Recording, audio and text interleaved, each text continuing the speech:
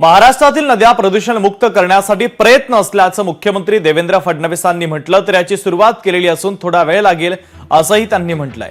मनसे अध्यक्ष राज ठाकरे यांनी गुढीपाडवा मेळाव्यात नद्यांच्या प्रदूषणाचा मुद्दा उपस्थित केला, त्यावर मुख्यमंत्र्यांनी स्पष्टीकरण दिलंय।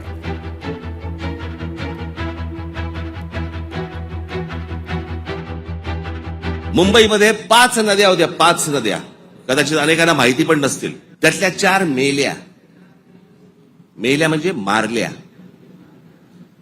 सांडपाणी, झोपडपट्ट्या आणि या सगळ्या गोष्टींबद्दल त्या 4 नद्या मेल्या आणि 5वी ही आता मरायला आली आहे, ती म्हणजे मिठी नदी। या सगळ्या नद्या मारून टाकल्या आपल्या लोकांनी। दरवर्षी येणार मुंबई महानगरपालिका म्हणणार की आम्ही मिठी नदी साफ केली। ही साफ जोपर्यंत आजूबाजूची वस्ती हटत नाही तोपर्यंत ह्या नद्या कधीही साफ होणार नाहीत। महाराष्ट्रातल्या नद्या या निर्मळ झाल्या पाहिजे, त्या अविरल झाल्या पाहिजे असा आमचाही प्रयत्न आहे। याकरता आपण काही मिशन हातामध्ये घेतलेले आहेत।